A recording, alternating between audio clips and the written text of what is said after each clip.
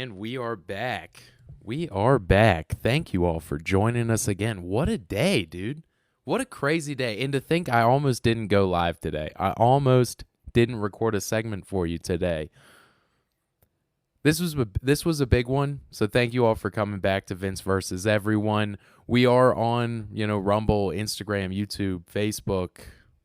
You can find me pretty much anywhere. Anywhere except for Threads. Anywhere except for Threads. So just look me up and please join us on TikTok. We're having a lot of conversations here. That's where we do the live chats. But we do upload the long format show. Always winds up on Rumble and on YouTube. We post the links on Facebook.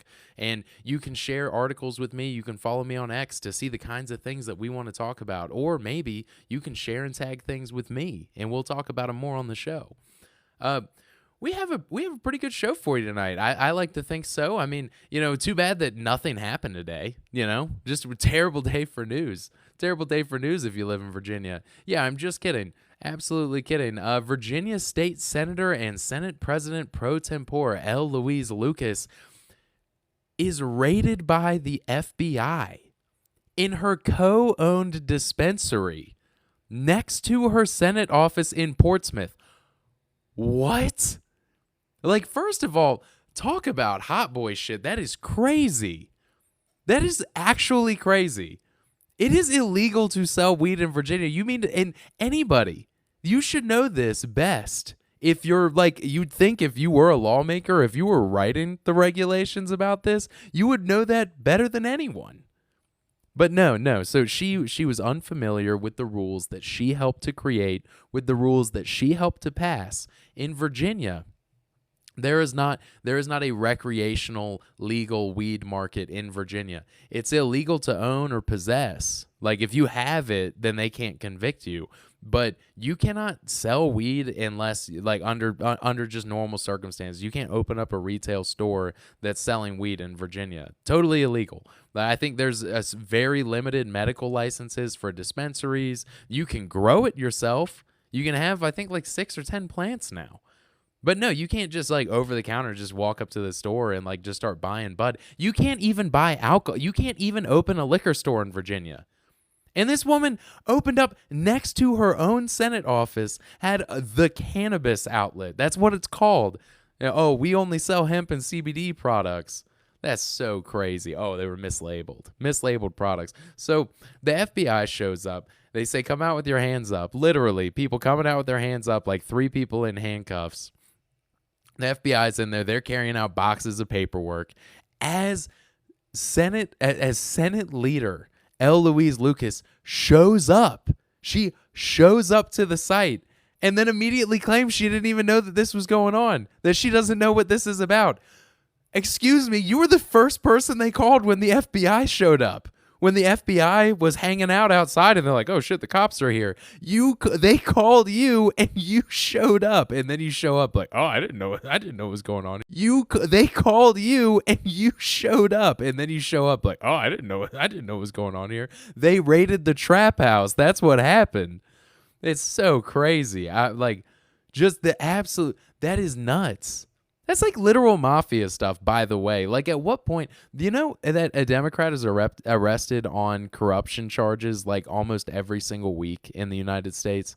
Every week for years, there's been a Democrat arrested for some kind of corruption charges. A lot of this is in Chicago, but I do want to ask, and this is a genuine question, at what point do you stop being a political party and you just become a mafia? I mean, honestly, at what point? At what point can you say hey, you are just a criminal organization. We keep arresting these people. You guys are making laws and then abusing them. It's just, I mean, it's fantastic. But unfortunately, before we all get over our skis, I know everybody's really excited because, seeing oh my God, it's happening. The FBI, they're finally arresting people. Oh my God. A couple things you got to point out. Senate leader in Virginia, L Louise Lucas, is not under arrest. She is still a free woman. She's still walking around. All that stuff I said is just allegedly also. You can't sue me. You can. I just don't know what you're going to get. But Yeah, so she's still walking around. She's not under arrest, not yet. And you can, I just don't know what you're going to get. But yeah, so she's still walking around. She's not under arrest, not yet. This is a chain of stores of which she's a co-owner. So it's also possible she could just turn state's witness, just start narking on everybody. And there's that. But these cases always have a way of ending with this same thing. Oh, the process is the punishment. Like, you just, in your head, you hear that in like Ben Shapiro's voice. Like, it's unfortunate. Unfortunately, it's impossible to think that phrase without it playing in your head in Ben Shapiro's voice, that the process is the punishment. And, honestly, that's not going to cut it. That is literally not going to cut it. We are well beyond that. In 2015, in 2016, on the debate stage, that you'd be in jail, that whole thing, people were already over it. The process is the punishment has been the status quo my entire life. And that's ridiculous. That is a ridiculous standard, because that standard, it is so clear that people in the government, that rich people, that millionaires, billionaires, donors, politicians, they think that they're better than you, clearly. And there's nothing can illustrate that better than the phrase, the process is the punishment, because that's not true for me and you. If you went and committed a crime like this, if you were selling weed, do you think the process is the punishment? If you were just a regular drug dealer working out of the back of your house, you have your legal 6 to 10 plants, but you're treating your kitchen like a retail outlet, calling it the Cannabis Outlet, literally, and selling weed out of the back door of your house. Do you think that the process would be the punishment? Honestly. Because I don't at all. I don't think the process would be the punishment. I think that the punishment would be the punishment, and the process would be the broken glass and hell that they drag you through on the way there. Because that's the reality. So, no, L Louise Lucas, if this is true, and this is a very, very important part of this, it has to be, you have to go to trial. You have to absolutely prove these allegations. And then you have to actually punish this woman, actually punish her. Not the process is the punishment, not we gave her a little slap on the wrist. I mean, no, like you get to do the kind of sentence that everybody gets to do. Simple as that. That's how it's supposed to be. Like, I'm sorry, like, I'm 82 years old. I don't know what to tell you, man. Couldn't connect. Here we go. All right, you know what? Maybe I should do myself a favor and actually do some of these on Rumble every now and again.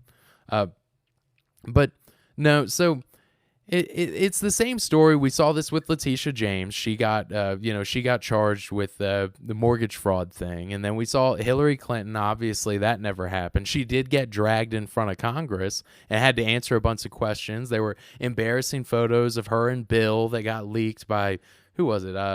Lauren Southern? No, not Lauren Southern.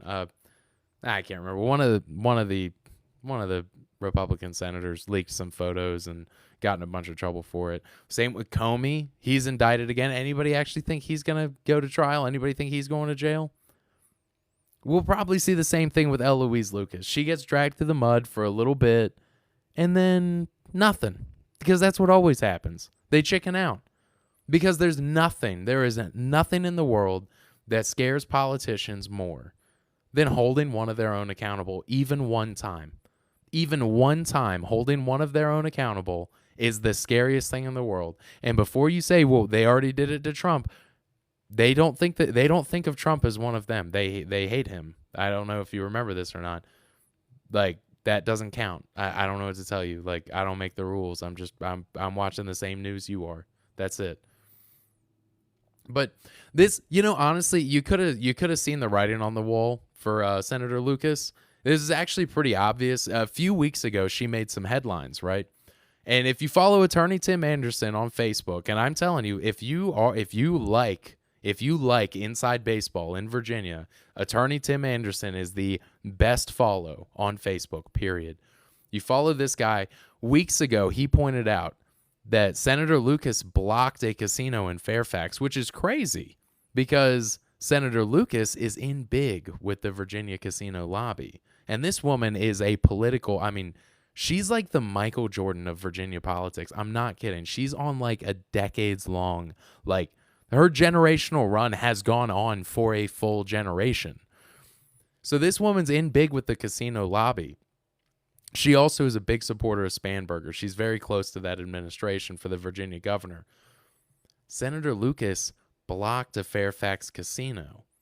And she did so after Fairfax had already built their budget around this casino. Now, she did it in favor of a data center that Fairfax was trying to push out. So she blocked this casino with the governor. So she used her relationship to get this casino spiked in Fairfax after they were already counting on the revenue in their budget. Then to get their casino reapproved, then they had to do this data center thing. So she got it from both ends. She got to keep the money from the casino lobby because her Portsmoth casinos were going to do better. The ones in her district were going to do better without competition from Northern Virginia. People drive a long way for the casino. People in Virginia have been driving all the way to MGM for the casino for a long time. So she manages to help her own district with their casino to hold their monopoly just a little bit longer. Meanwhile, she gets the data center money and pisses off Fairfax all in one shot. And then she gets to pay him back because she's the one, this whole 10-to-1 map in Virginia. She helped cook up this whole scam. And she did those Northern Virginia Democrats, one hand she takes, the other hand she gives. She put 5 of those districts in Fairfax, which means that when all is said and done, 5 out of the 11 Virginia districts go to that one city. But only 5, not 6. Because now if you want a voting majority, then you need either Richmond, which is controlled by the Spanberger administration, in essence. That's where the governor's office is. Or you need that Norfolk, Portsmouth, Newport News area, her district. This woman is a political genius. Seriously, when you talk about she is the game rigged from top to bottom, because she knows from now on she controls the swing vote for the state. So she takes away the casino so she can get her way on the data center bills. But then she gives them the districts, but just barely not enough. So it's that whole, you remember that whole thing with like Blizzard, like China owned like 10% of Blizzard and they were able to like take over the entire company. That's Senator Lucas. That's the kind of tactician she is. She's like, I don't need a controlling share of the votes. That's way too much work. I just need to make sure that my vote is the most important. When we talk about securing permanent political power in Virginia, it's wild. I don't know. I don't mean to glaze this woman too much. I mean, that's pure evil, right? But I hate the redistricting in Virginia. But I'm just saying, like, this woman's going to prison, or allegedly. Anyway, so now what? Now what, right? So FBI raids her store in Virginia.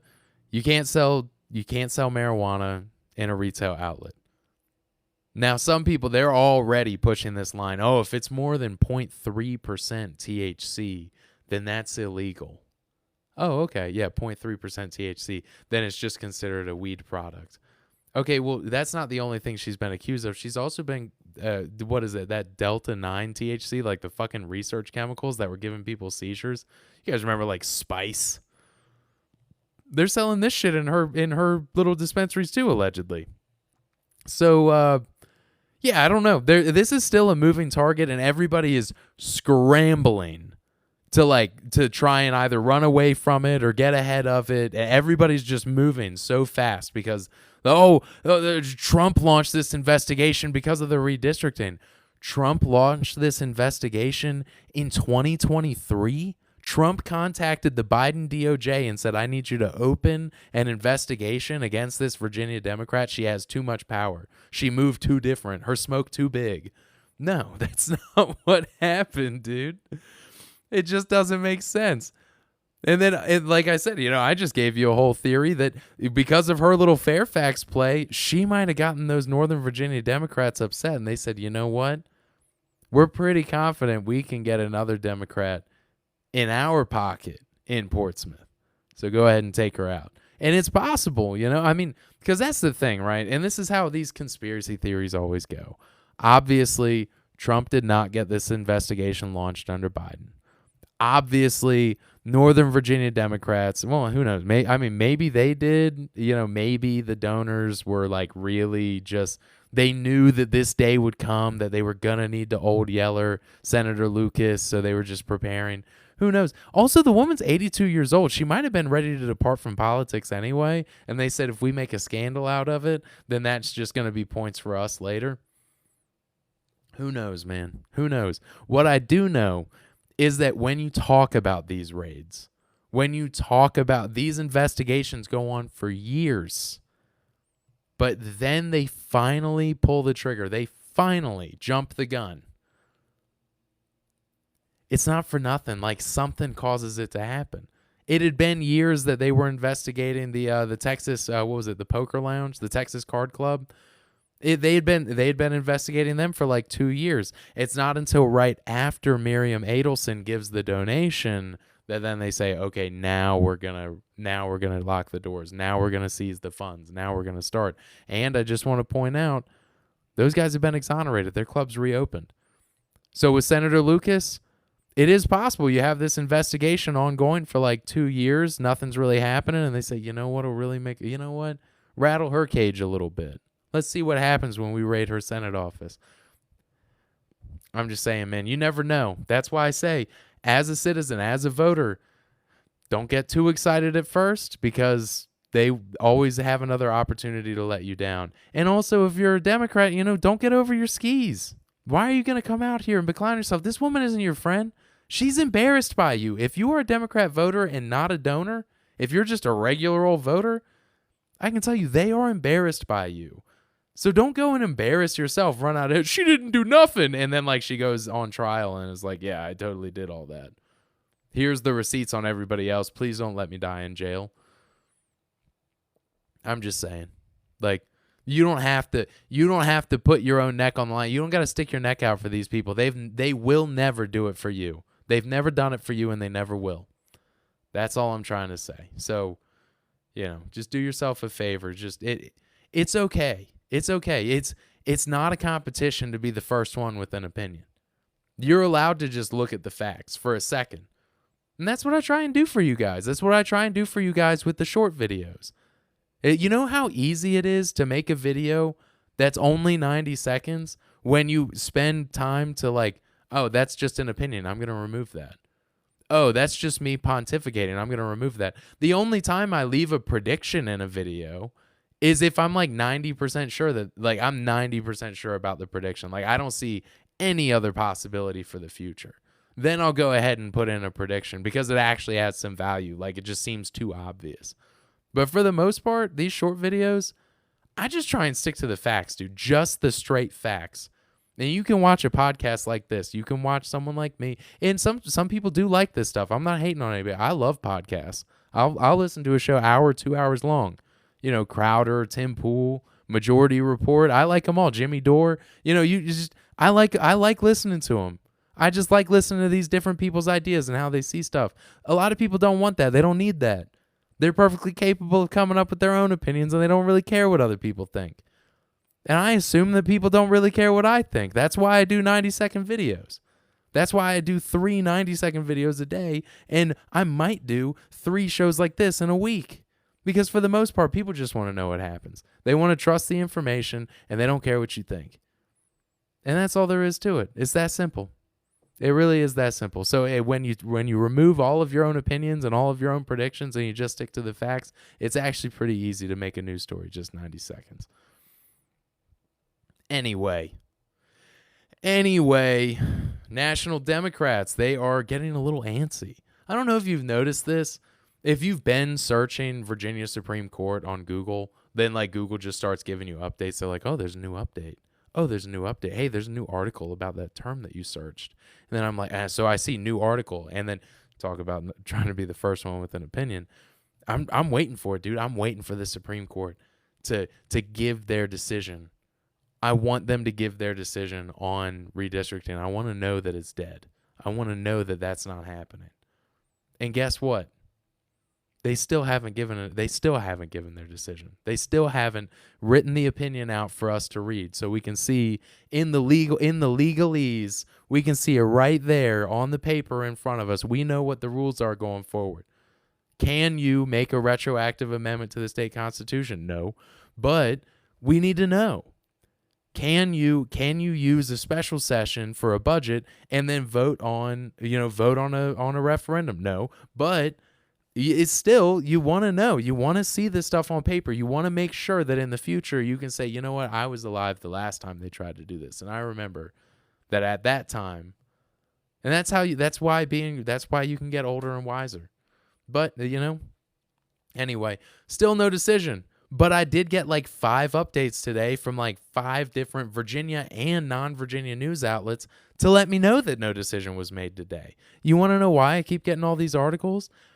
Because they're scared.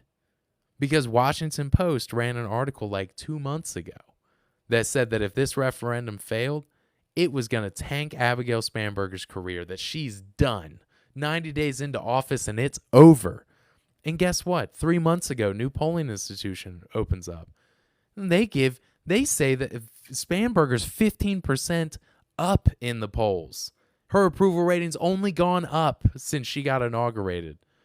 This polling institution, who's never ever polled anyone for anything else and is only as old as Spanberger's administration, they just coincidentally happened to start polling the minute she took office, and they say she's more popular than ever, even though everybody else says that her career is it's just circling the drain right now. So it's fascinating. It really is fascinating. I wonder who's telling the truth, like Rasmussen or, maybe like George Mason, who's been conducting polls like this with Washington Post for years. Or maybe these guys who just showed up yesterday and have no credibility established whatsoever. Maybe they're right. It's hard to say sometimes. Who do you trust in this environment with all this information? How do you know who to trust? It's so hard. It's so hard to decide objectively. Yeah, right. It's a joke. It's clearly a joke. I hope that everybody picked up on that. There's a rule about sarcasm in the internet. But the National Democrats, they're very antsy. They're antsy about this decision because they're already ready to sink Spanberger.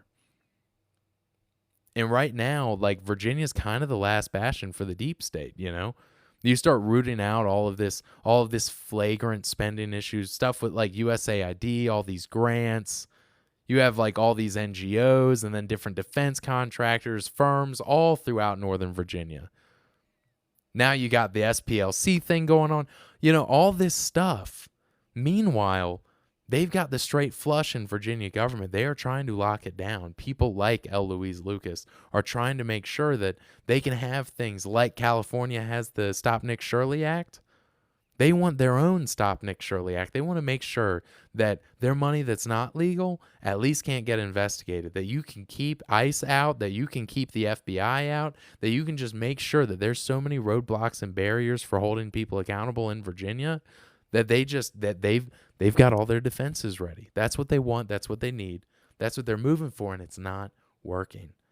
And they're already inside. Spanberger's every single day. You got her administration's leaking more info to the press every day. Oh, Spanberger warned them. She warned them before she even took office. She warned them. She warned them back in December that this referendum was already had process issues. She warned them before she took office. That's why she said she wouldn't support redistricting, because she knew that they were going to do it wrong. And these leaks coming out of her office daily. You believe any of that? Honestly, ask yourself, do you believe that for a second? Because these people are lockstep with everything. You can't depart from these people on any issue. And you mean to tell me that they were really infighting over process issues? Or did they all look at each other and say, whether you like it or not, it's now or never? Which is it? But no, now they all got to rush to blame each other. And who knows, maybe L Louise Lucas, maybe she really was the one. Maybe Spanberger just said, what, I'll hold my nose and vote yes. I'll go along with it. And L Louise Lucas says, no, it's right now. It's right now. We got a lot of people. I owe these people. I took away with one hand already. I got to be ready to give it back. Who knows? Who knows? It's hard to say. But we're still waiting on a decision, and people are getting they're getting impatient.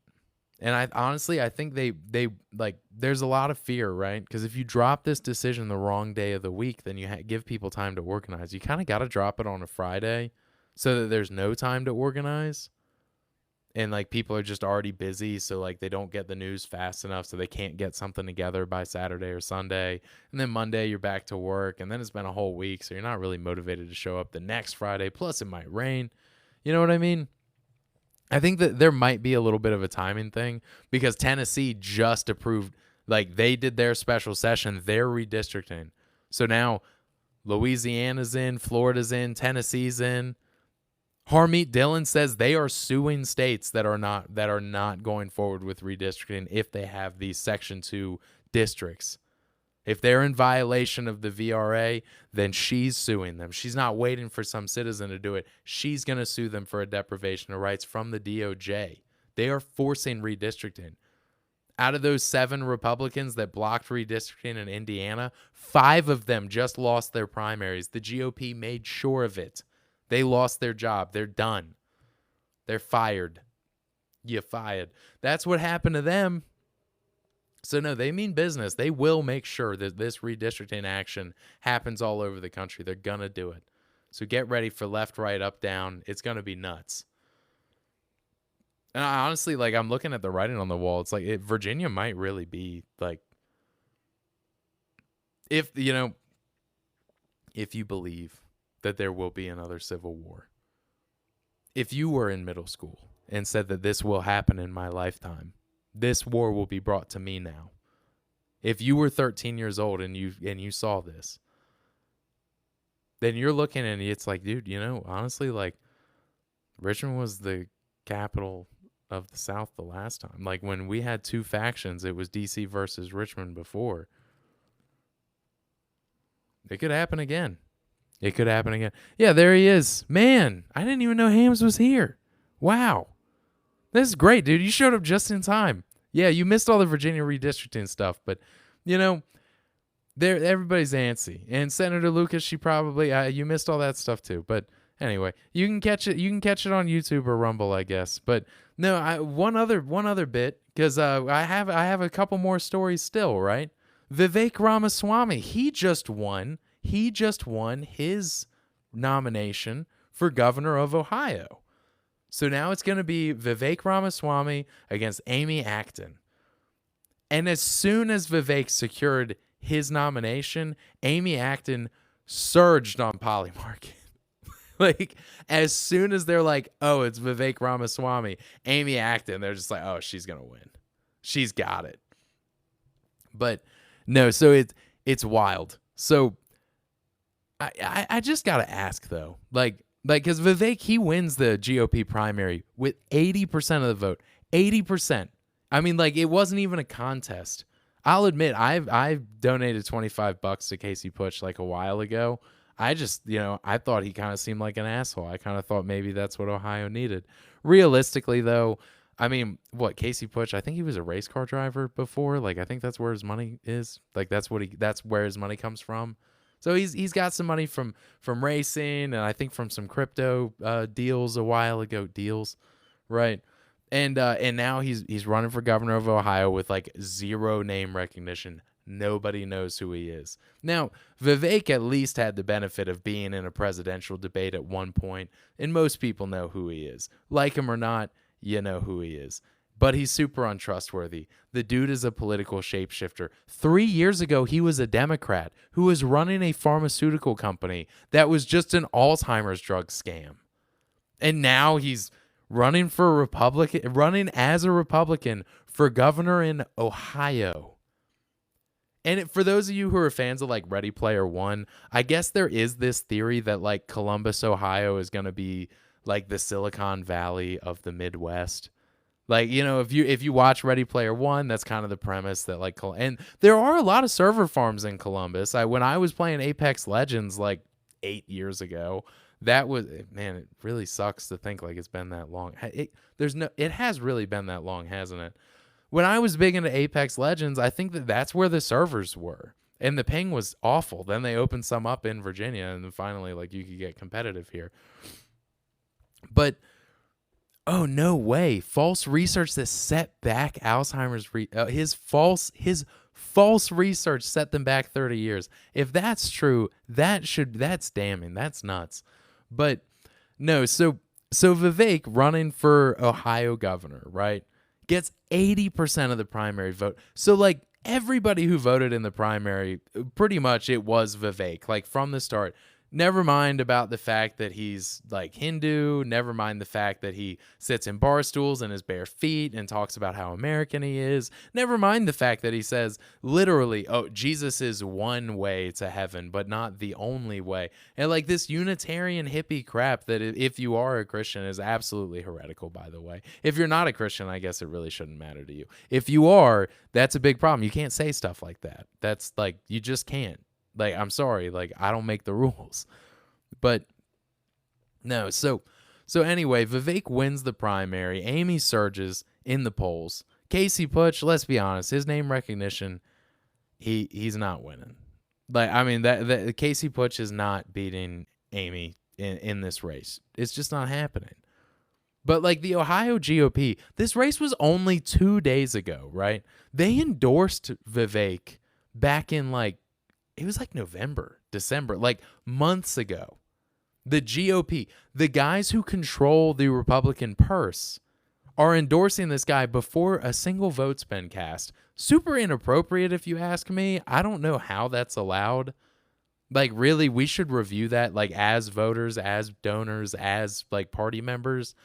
We should really talk about if this should be allowed at all, because I don't really think that the official GOP org should be endorsing candidates before a single vote's cast. I just think that that's wrong. But within 2 days, they're already saying, like, oh, well, the reason that he's doing so bad on Polymarket is just because the Republicans here are racist. It's like, bro, like, we're on the same team. We are your voters. Like, you're supposed to represent us. The party's supposed to be for us. And in less than 48 hours, you made the assessment that the reason that the Vivek is going to lose a race that hasn't even started yet is because your own voters are racist. That is wild. If you thought that was the case, then why did you nominate him? Like, why did you endorse him before the nomination? If you're like, oh, it's unwinnable. It's unwinnable because our own voters are too racist. It's like, that is crazy. It only just goes to show, like, if you really thought that was true, then yeah, he really should have run as a Democrat. I don't know what to tell you. Maybe he would have had better luck. I'm just saying, it, like, the double standard's wild, and I have to point these things out for one reason and one reason only. The donors and the people who in the party elites, if you are a voter, they hate you and they are embarrassed by you. This is true for both parties, 100%. The Republicans that control the GOP, those party elites, the Democrats who control the DNC, they are embarrassed by their voters, and they will throw their own voters under the bus, and they won't even miss breakfast to do it. Like, they just wake up in the morning and they're like, man, the people who vote suck. Like, those voters are awful. That's the first thing they think in the morning when they wake up. Is like, man, I wish that those people just couldn't vote. And I'm going to throw up in my mouth a little bit while I pretend to like them so that way they'll let me keep stealing tax dollars forever. And yeah, anyway, just had to point that out. Yeah, there we go. Yeah, we are the plebs. That is the truth. That is the truth. That was the last thing. You know, one of these days I'm going to end this show on a high note. One of these days, I'm going to have something positive to leave you guys with. But it's not today. It's not. I'm not starting tonight. Yeah, that's right. Put on the mask. Put on the mask. Put on the ball gag. No, so just one last question I have before I go is actually anybody that watches this later, or anybody watching now, if you have a private Instagram account and you've never posted anything, why? What are you hiding? What are your secrets? What are you protecting? I need to know. I need to know. Clearly, it's not your posts. So why is the account private? I just need to know. I've never understood that. I've always been a social media guy, I guess. Not very good at it, but whatever. One day, maybe you grow into it. Maybe my late 30s is when I really open up. All right. Yeah, archived all the posts. The internet lives forever, man. The internet lives forever. All that shit, you can find it. All my followers are my baby mamas. That's fantastic. That's fantastic. But that's not true. I follow you. I follow you back. All right. Anyway. Yeah, find us literally anywhere except for Threads. Thread is the worst. They're really they really diddified Threads. I don't know if you know that, but like you just go there. It's just, it's disgusting. There's just baby oil on everything you touch. So yeah, just don't go there. Just don't go there. It'll ruin your phone. The FBI actually will raid. They will raid your dispensary / state senate office if you're on Threads. So that's a warning. This is a warning. No, you can find me at Facebook. I share the long forms there. Also, Rumble, YouTube. We put all the shorts on Instagram, on Twitter. You can send me articles on Twitter or just look at my timeline. You can see what kind of things we'll be talking about in these kinds of live shows. And just literally tell everyone you know about this show. Just be like, hey, dude, if you want to have an argument with a stranger, just look up Vince versus everyone. He loves it. He will argue for any reason at all. And that's what we do here. I'm always here for you guys. If you're in the live chat right now, then you probably are always here for me. But if you're watching this on Rumble or YouTube, clearly you're not always here for me. But you don't have to feel bad. You can make it up to me just by liking, sharing, subscribing, and telling your friends. If you do that, you don't need to feel bad. We'll call it even. Y'all have a good night.